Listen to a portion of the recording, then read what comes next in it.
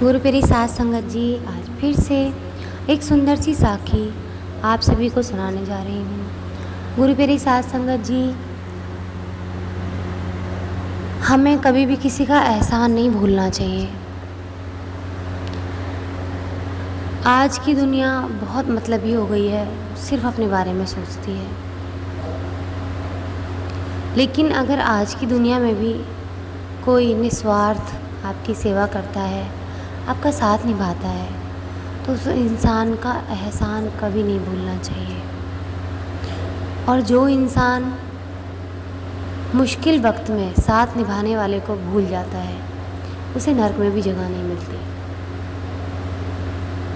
तो आइए गुरु प्यारी साध संगत जी, सुनते हैं आज की ये सुंदर सी साखी, जो एक सच्ची दोस्ती का मतलब सिखाएगी।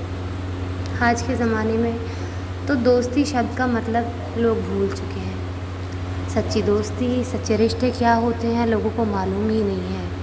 इंसानियत क्या होती है किसी को भी मालूम नहीं है, और जानने में भी कोई इंटरेस्टेड नहीं है, क्योंकि इंसान अपने बारे में सोचता ही इतना है ना।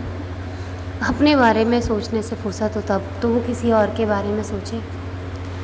अभी तो कलयुग के सिर्फ 5000 साल ही पूरे हुए हैं, तब इंसान इतना मतलबी हुआ है। सोचिए, अभी तो लगभग 1,45,000 साल और पड़े हैं। जब अपनी चरम सीमा पर पहुंचेगा तब क्या हाल होगा। अगर आप इस नर्क से बचना चाहते हैं, कलयुग की आग से बचना चाहते हैं, तो अभी से ही सेवा करना शुरू कीजिए। सेवा एक ऐसी कड़ी है भगवान से जोड़ने की। जो लोग निस्वार्थ सेवा करते हैं ना, वो ही परमात्मा से जुड़ पाते हैं और आगे परमात्मा के रास्ते पर चल पड़ते हैं। या कह सकते हैं कि वही आगे कायम भी रह सकते हैं भक्ति के मार्ग पर। तो आइए गुरु प्यारी साध संगत जी, सुनते हैं आज की ये सुंदर सी साखी।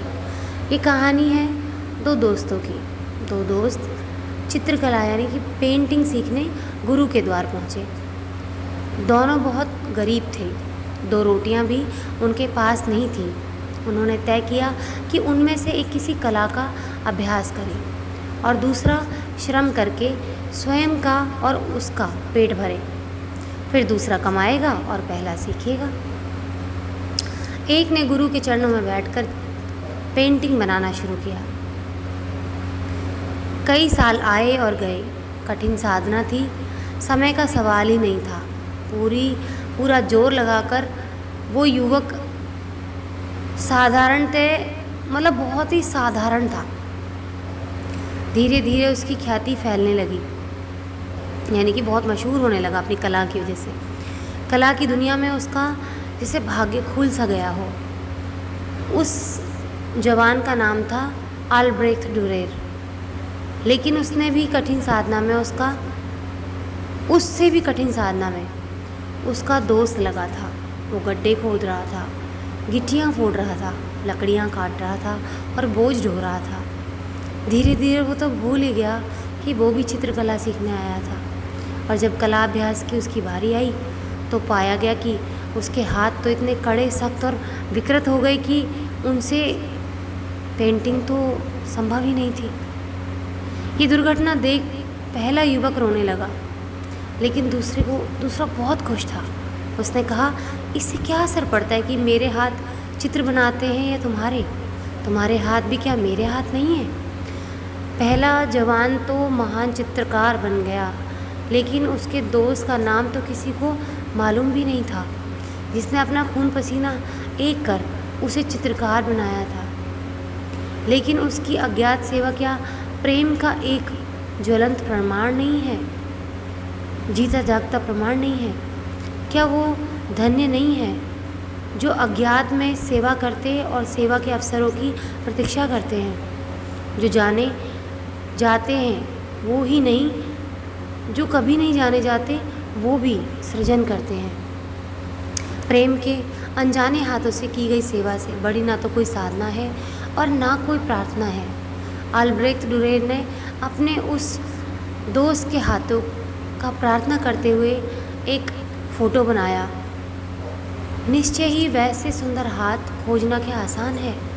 उन जैसे पवित्र हाथ खोजना क्या आसान है? और क्या उन जैसे हाथों के अलावा प्रार्थना करने का अधिकार किसी और को मिल सकता है? उन हाथों ने जैसा प्रेम किया और प्रार्थना की, वो सौभाग्य कितने थोड़े से लोगों को मिल पाता है। ऐसे ही त्यागी, तपस्वी, पुण्यात्मा धरती के साक्षात देवता है। गुरु प्यारी साध संगत जी, आज की साखी ज़रा ध्यान दीजिए कि हम सब की ज़िंदगी से नहीं जुड़ी हुई, गृहस्थ आश्रम में हर उस पत्नी से नहीं जुड़ी हुई जो घर संभालती है, घर पर रहकर अपने घर की एक एक ईंट को सजाती है। बाहर जाने वाले को लगता है कि घर में रहकर औरत करती ही क्या है, और आजकल तो ज़माना ऐसा हो गया है कि औरत घर का भी कर रही है, कमाती भी है, बच्चा भी संभालती, घर भी संभालती है, फिर भी आदमी को लगता है क्योंकि ये औरत है, ये क्या ऐसा खास करती है, क्या ही ऐसी मेहनत करती है। आदमी को सिर्फ ये लगता है कि मैं आदमी हूँ, बाहर जाता हूँ, बस इतने में ही उसका हो गया। इतने में ही उसको लगता है कि मैं बहुत बड़ा मतलब काम कर रहा हूँ दुनिया का, बहुत बड़ा, और घर की लक्ष्मी का अपमान करते हैं। बाहर काम वासना के चक्कर में अपनी पत्नी को धोखा देते हैं। क्या उनसे पूछ कर देखिए, आपके घर को जिसने संभाला है, जिस औरत ने, जिसको आप बेमोल समझ रहे हैं, क्या जिसके चक्कर में आप पड़ रहे हैं आपका घर वो संभाल देगी? एक दिन ज़रा उससे कहकर देखिए, जो काम आपकी पत्नी करती है, क्या वो एक दिन भी आपका घर वैसे संभाल सकती है? सिर्फ आपका मतलब पूरा हो सकता है उससे, लेकिन घर चलाती घर की लक्ष्मी है। और सेम बात मैं उन लोगों के लिए भी कहूँगी जो घर के आदमी, आजकल मैंने ऐसे भी देखे हैं जो सच्चे मन से अपने घर को संभालते हैं, दिन रात अपने घर के लिए एक कर देते हैं, लेकिन फिर भी पत्नियां उनका साथ नहीं निभाती, उनकी इच्छाएं पूरी नहीं होती हैं और वो अपने पतियों को धोखा दे देती है, सब कुछ मिलते हुए भी। तो सेवा की कदर करनी चाहिए इस दुनिया में, निस्वार्थ सेवा की कदर करनी चाहिए। कहीं ऐसा ना हो कि जब सब लोग धोखा ही दे रहे हैं तो जो निस्वार्थ करने वाले हाथ हैं इस दुनिया में ना बचे। और जिस दिन इस धरती पर ऐसा हो गया, निस्वार्थ सेवा करने वाले हाथ इस धरती से गायब हो गए, तो इस धरती का अंत निश्चित है।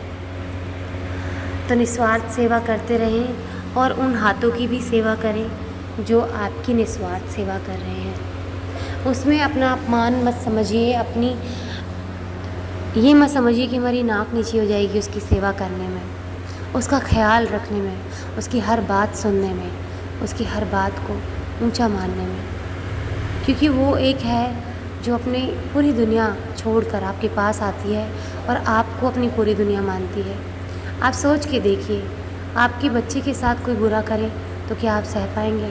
तो आप किसी और की बेटी के साथ कैसे बुरा कर सकते हैं? उसके पापा को वो शादी से पहले जो भी तमन्नाएं कहती थी उसके पापा कहीं से भी पूरा करते थे, लेकिन आज उसकी बेसिक नीड्स पूरी करने के लिए भी आप उसको गालियाँ देते हैं और कहते हैं जो है सो इसी में गुजारा करना पड़ेगा, करती है तो कर, नहीं तो यहाँ से चली जा।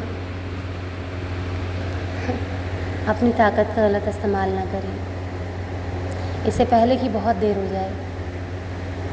निस्वार्थ हाथों की सेवा करना सीख लें। आज इसी के साथ इस सुंदर सी साखी को यहीं समाप्त करना चाहूँगी। मिलती हूँ आपसे अपनी अगली वीडियो में नई साखी के साथ। तब तक के लिए खुश रहें, सुमिरन करते रहें, सच्ची सेवा करते रहें।